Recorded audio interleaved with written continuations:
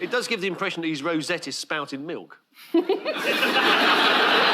also just said he was going to don khakis and go over and fight on the beaches. He's, whinging about a milkshake. You wouldn't have him on the front line, would you? But he might be being unfair. He might be lactose intolerant. He's intolerant, generally. Yes. So, in last week's Blind Spot, I mentioned the emerging trend of people throwing milkshakes at political candidates that they personally don't like. And by now, they've even had a good chuckle about it on BBC One, so have I got news for you. As a practice, it's quickly becoming about as divisive as Brexit, and apparently we're having an actual debate about the moral rights and wrongs. Joe Cox's widower has spoken against it, as have the police. But from burger bars to barristers, security specialists to Cambridge academics, and even some MPs, there are plenty of people who prefer to disagree, including, it seems, one particular photojournalist currently working for Cambridge University's oldest newspaper, who just weeks after his paper reported concerns about a credible threat of possible harassment, intimidation and even violence on campus, is suspected of collaborating in a credible act of harassment, intimidation and violence, or at the very least of being in exactly the right place at exactly the right time.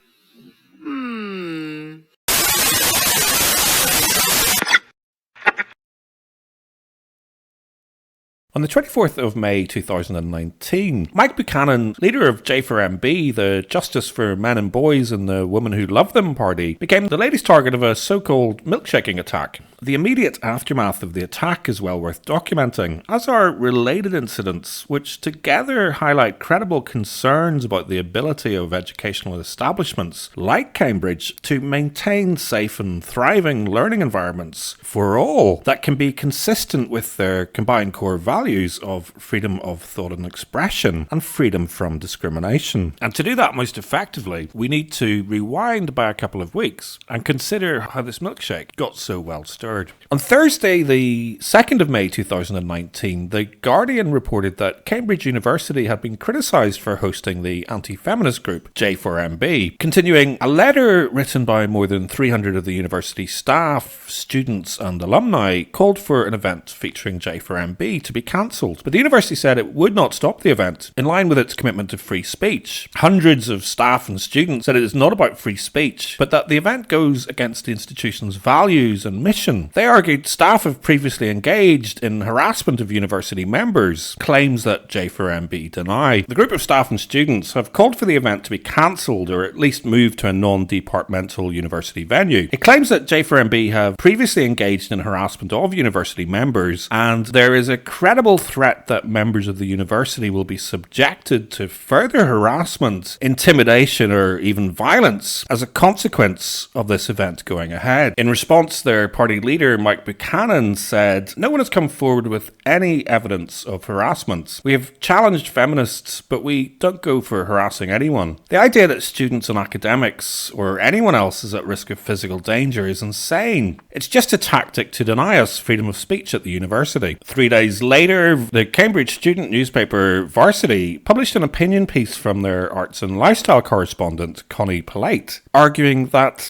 women's rights should not be up for debate by an anti-feminist group, and claiming that she had experienced a flood of harassment from the group's followers after she had posted a request for a link to the open letter so that she could add her name, concluding that the misogyny that J4MB represents should not be legitimised as a topic that our freedom of expression enables us to engage with. The university's statement on freedom of speech states that events which pose a genuine risk to welfare will not be platformed. Ultimately, the duty of the university lies with its students. Controversial hate speech should not be housed here, of all places. And J4MB represents more than just the imminent threat to students' preconceived ideas. The following day, the Cambridge University Students' Union passed an emergency motion to oppose the decision to allow J4MB to hold an event on departmental university premises. They resolved to offer support for student and staff actions in protest of the J4MB event. The motion noted that evidence of harassment by supporters of J4MB towards students on social media has been sent to the Vice-Chancellor, Stephen Trope, and the university proctors. An open letter signed by over 490 people and a petition with over 380 signatures have called for the event's cancellation. The following day, J4MB confirmed that they had received a letter from Cambridge University's Politics Department advising that, in light of the risks associated with hosting the event, the decision has been made to move the event to a venue away from students taking or revising for exams due to the substantial risk of noise and other disruption arising from protests. For the uninitiated, J4MB are a small political party founded by Mike Buchanan in February 2013, who campaigned for the human rights of men and boys across 20 areas where they believe the human rights of men and boys are assaulted by the state's actions or inactions, almost always to the advantage of women and girls. And in the interest of full disclosure, I recently interviewed both Mike and Elizabeth for the soon-to-be-released second part of the Problems with Men series, and I've also collaborated with Elizabeth on a few videos for this channel. And based on my experience of talking to them, and more broadly my knowledge and experience of the wider men's human rights movement, and the fact that Cambridge University allowed the event to proceed, and the fact that no actual evidence of any actual harassment has actually been put into the public domain, I'm inclined to believe their claim that the allegations made against them are nothing more than a childish and relatively transparent tactic to deny their freedom of speech. And don't take my word for it, and instead follow the links below the line and consider the claim made by one of Varsity's own correspondents that her Facebook post, "Where can I sign the open letter?" spurred a flood of harassment from the group's followers and a host of misogynistic absurdities. And given that the university actually ceded to demands that the event be moved, I'd invite you to watch the actual talks that actually took place, whilst considering the question, who exactly is harassing who?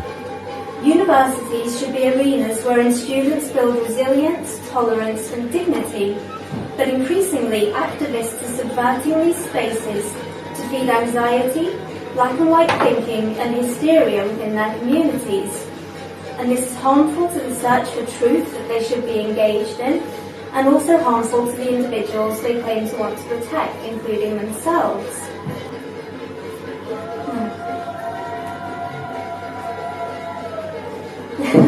Feels like a competition. So before I get stuck into the recorded history of feminism, I need to take a moment to illuminate the biological roots of the movement. Human beings are a gynocentric species. This means that we prioritise the needs and well-being of women over men.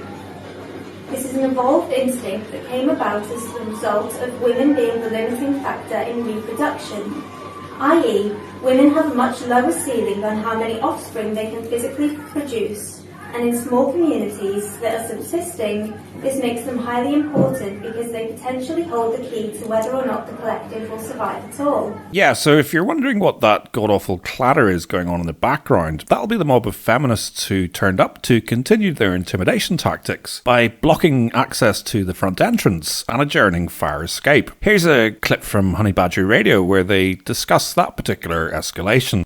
And then, this crowd of 30 students kind of files in down the bottom of where we're standing, and one of them, this woman, walks up and stands between where I'm standing and the door, and I looked at her and I went, "You're going to block the doorway, aren't you?" And so I kind of nipped in to where the doorway was, and then the whole crowd of them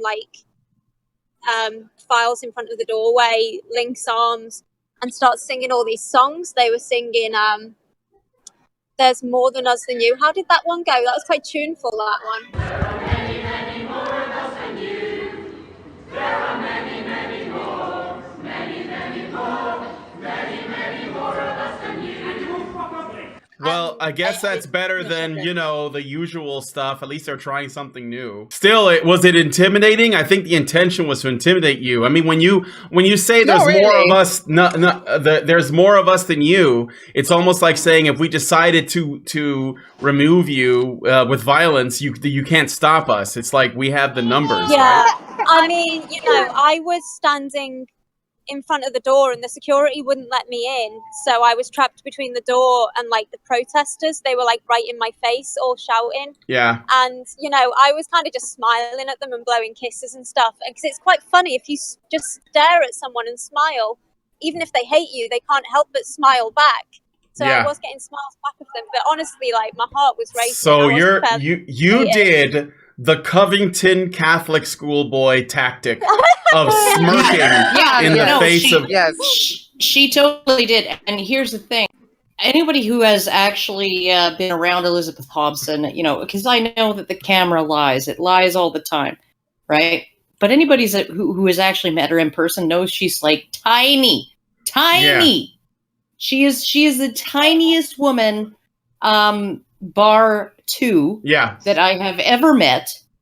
And so the fact that she was willing to actually stand up in front of a crowd of people and just smile at them, Nick Sandman style is pretty amazing, actually. Yeah, Kudos if I was going to like accurately represent Elizabeth on the screen here, I'd have to do this, and then just to make the point, I'd have to also change Natty because she's actually taller than you think.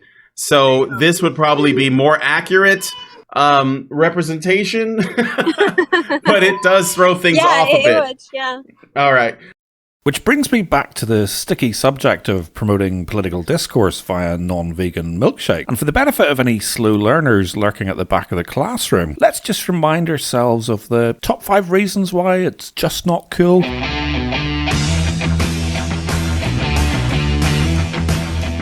In at number 5, we have the Streisand effect with Lose the High Ground. Because if your best argument is a vanilla McFlurry, then not only have you already lost the debate and conceded any sense of moral high ground, but you've also inadvertently drawn further public attention to your opponent's cause. And once they've changed into their pre-packed spare pair of clothing, they're inevitably going to use that microphone to argue that you've essentially gone and proved their point. At number 4, it's quid pro quo and mutually assured milkshakes, because at the end of the day, even the dishonourable member for Birmingham Yardley, who, let's face it, isn't always averse to a bit of Antifa-styled action. He couldn't even muster a meeting in the Beefeater because the Beefeater had to stop his reservation. Has had the good sense to twig that anyone endorsing projectile dairy products as a proper part of political discourse can hardly complain when it happens to them. No, I don't think that you should throw things at politicians. I don't think that you should attack them. I think you should win by being better than them, which is what I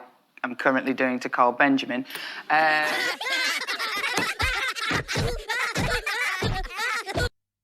In with a bullet at number 3, it's the escalations with slurpery slope. Because if polite society decide that this sort of intimidation tactic is, after all, just a milkshake, then where exactly are we now drawing the line? And who exactly is it that gets to decide? Well, one mental health charity boss did propose progressing straight to cups full of acid, but UKIP's Neil Hamilton poured some much-needed cold water in the conversation by reminding everyone of the time in Holland that it escalated from cakes to bullets in a matter of weeks. At number 2, it's the vegan milkshakes with collateral damage and unforeseen consequences, because 2 weeks before Paul Merton was cracking a joke about lactose intolerance on BBC One, ITV was reminding everyone that a 13-year-old schoolboy tragically died after a classmate flicked a slice of cheese directly in his face. The 2-centimetre piece of cheese thrown at Curran at his school that day in June 2017 landed on his neck, but he began feeling the effects immediately.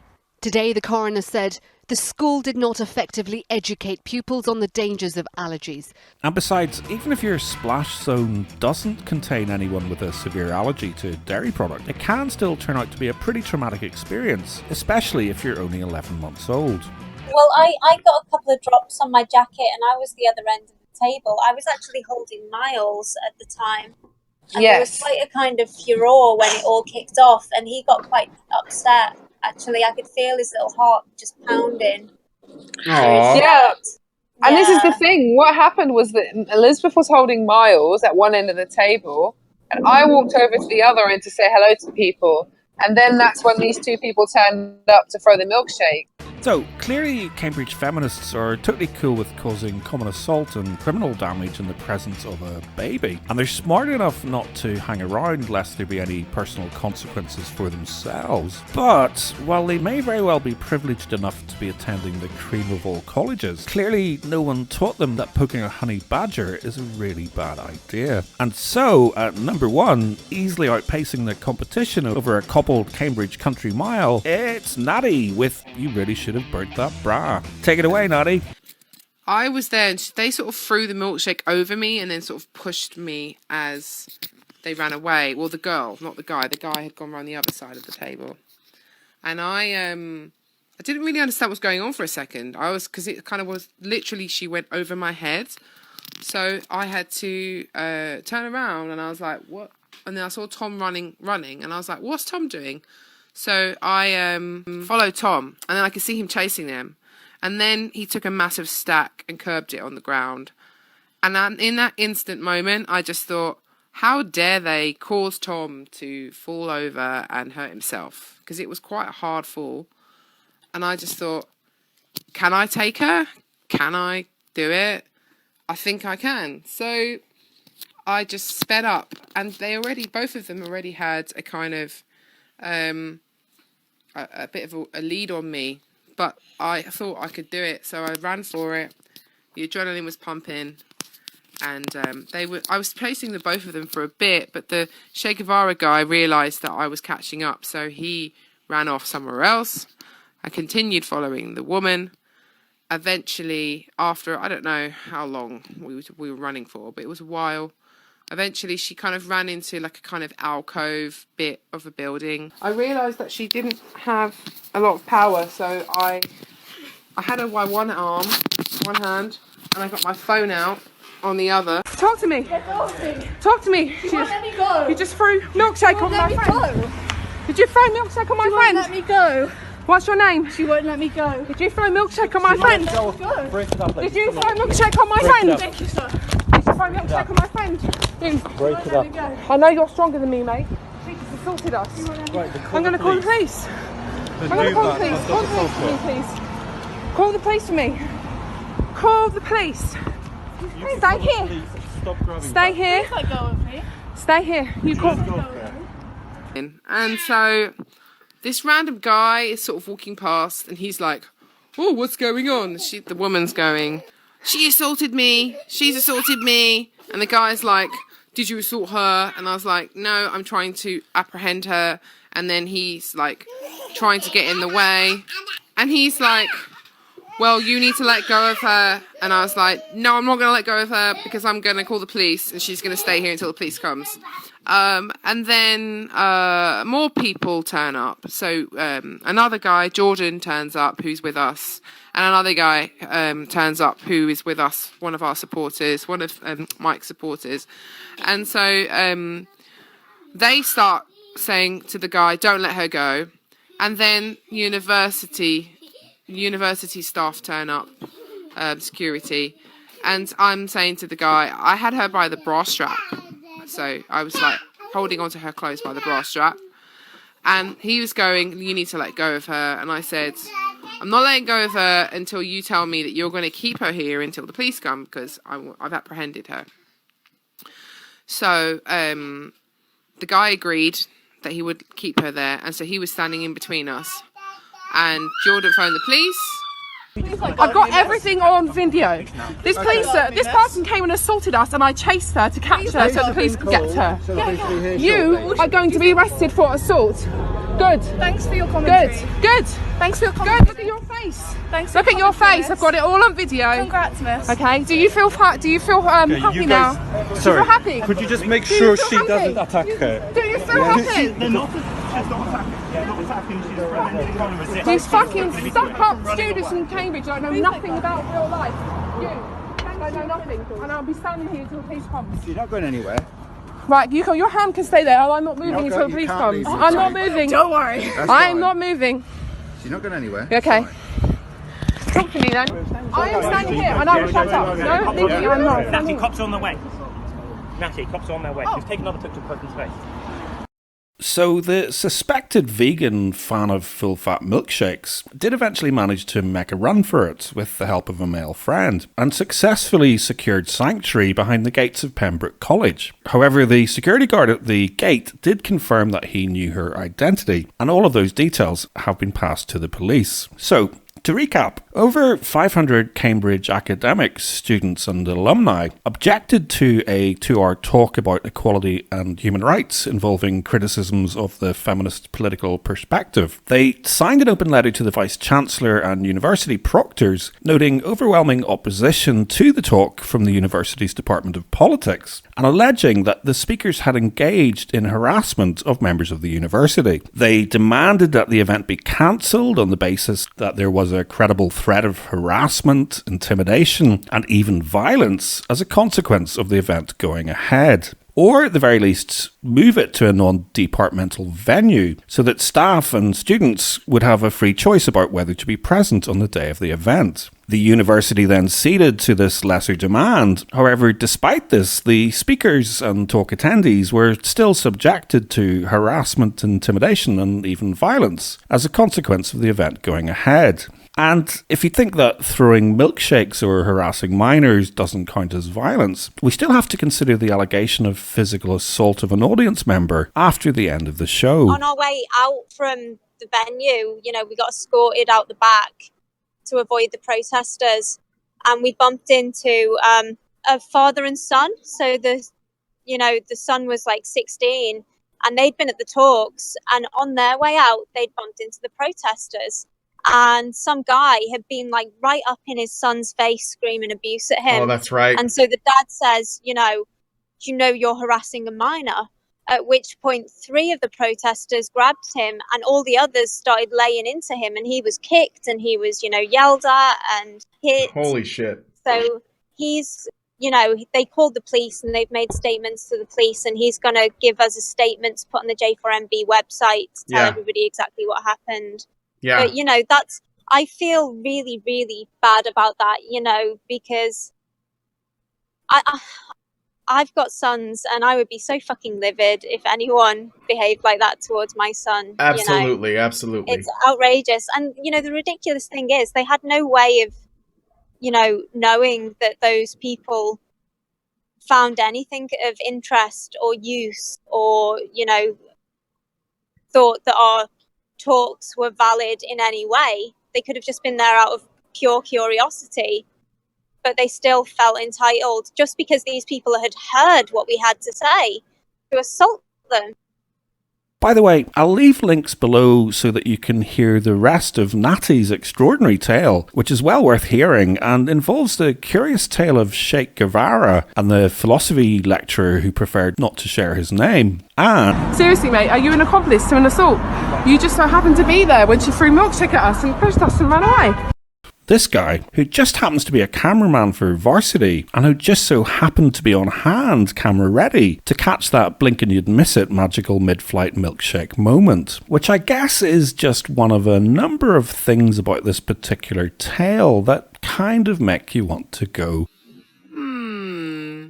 Now, depending on the settings of your own personal moral compass, you may still be wondering what on earth sort of harassment J4MB might possibly have previously engaged in to justify such a violent and intimidating reaction from students at such an esteemed seat of learning.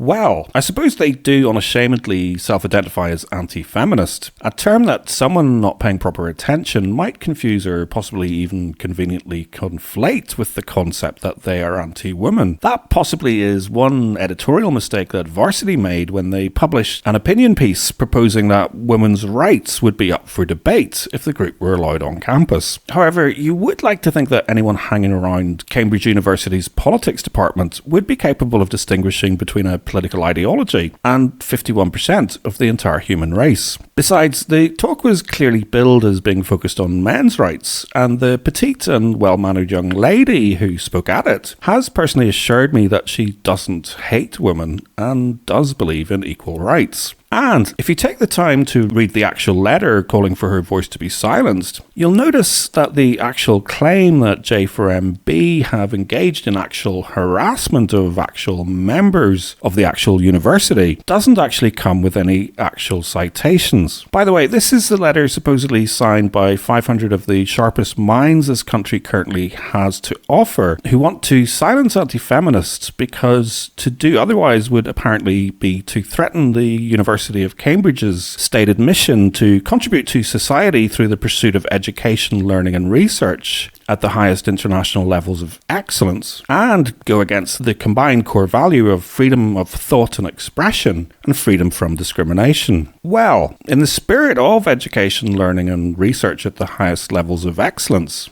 I managed to track down 2 actual allegations of actual harassment made by a barrister of law and one of the 500 signatories of that actual letter. So let's take a look at those. On the 23rd of May 2019, Dr. Charlotte Proudman, the esteemed award-winning human rights lawyer and junior research fellow at Queen's College, Cambridge, publicly shamed her university for hosting the talk and posed the question, would calling her a man-hating harridan and a toxic feminist not constitute harassment? For the uninitiated, according to her website, Dr. Charlotte Proudman is known as the feminist barrister and is a Me Too pioneer. And alongside Catherine Mayer of the Women's Equality political party, she was pronounced winner of the legal debate of 2018 for arguing that the government should introduce radical changes to the Equality Act 2010 that would allow her profession to directly discriminate against men on grounds of their sex, to the direct advantage of women like her. Oh, and in a recent opinion piece for The Guardian, she highlighted the fact that under current civil legal aid remuneration regulations, barristers like her working on domestic abuse cases are currently getting paid as little as £81.50 for up to 1 hour's work. If the name sounds familiar, that's because this is the same Charlotte Proudman who had a famous for 15 minutes moment back in 2015 when she publicly shamed a fellow legal professional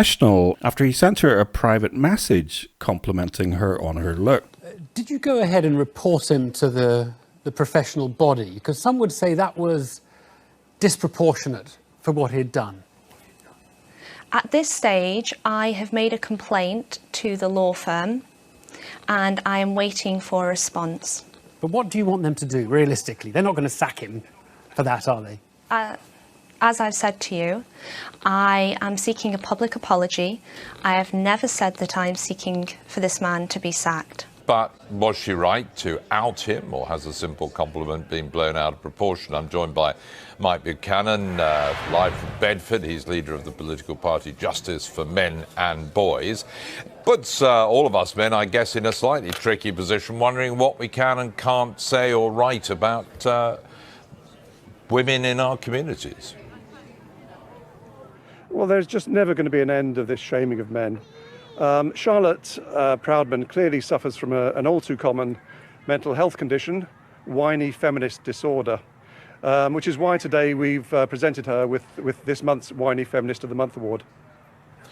Is that going to be constructively? Is that going to be constructively helpful, though? Somebody said something. It was taken amiss by this woman. Pouring fun on it. Is that really going to help? We're not pouring fun on it. We're trying to raise attention to the fact that this relentless whining by radical feminists such as this woman has a purpose, and it has a purpose of shaming men into giving them concessions on all sorts of things. This is just one tiny attack in a war, quite frankly. And in our general election manifesto, we outline 20 areas where the human rights of men and boys are assaulted by the inactions of the state. There is not a single area where the human rights of women and girls specifically are assaulted by the state. Not one. And I'll give you as an example. I know this woman is studying FGM at Cambridge University currently. Now, FGM, female genital mutilation, is illegal, has been illegal for 30 years. Now, male genital mutilation is also illegal. It's under a number of acts. It also breaches EU and UN conventions, and yet it goes on. You know, why is it that male genital mutilation today still continues. It creates a great deal of harm to boys and men in due course. It's an absolute outrage. Why are we not talking about that rather than FGM, which is illegal? I'm sure the debate about how men and women address each other and who's right and wrong will go on for as long as there are men and women on Earth. Thank you very much, Mike Buchanan.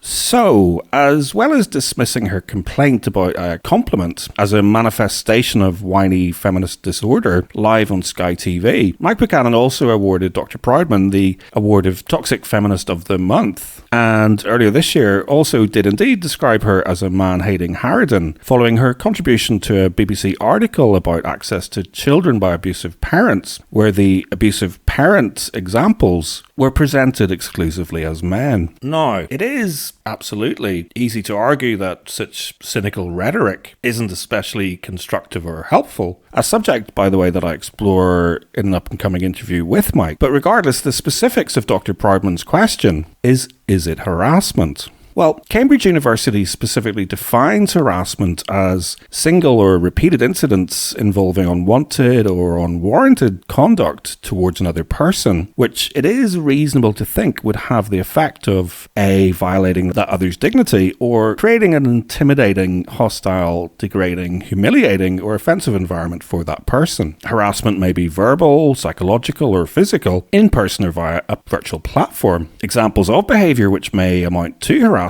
under their specific bullying and harassment policy include, but are not limited to, ignoring, disparaging or ridiculing a person because of assumptions about their capabilities, and controlling or coercive behaviour such as pressure to subscribe to a particular political or religious belief. Well, an experienced human rights barrister like Dr. Proudman would probably tell you that in such matters, context is everything.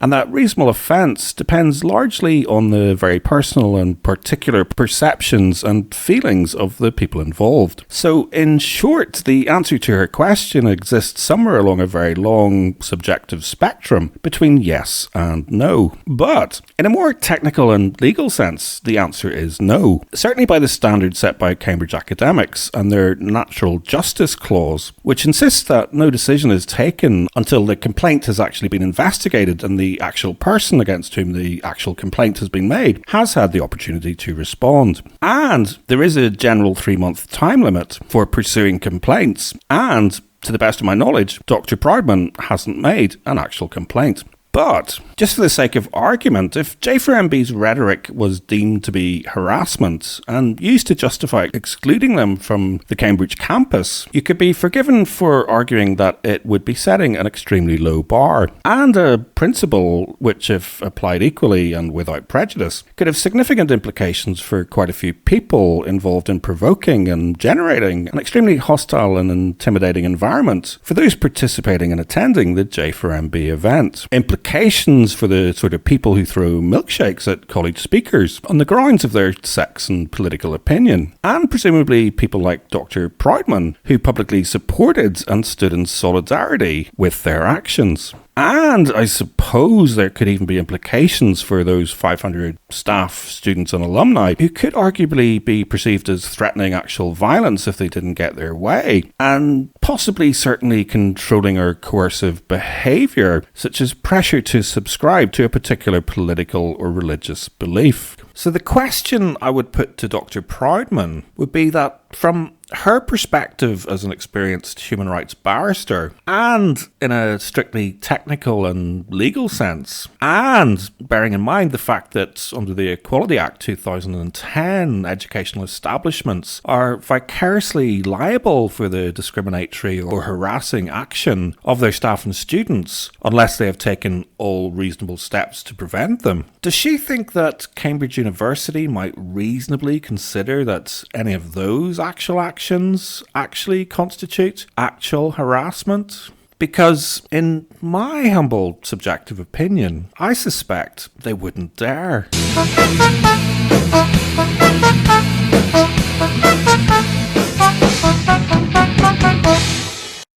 Can't you see it too? There's an elephant in the room.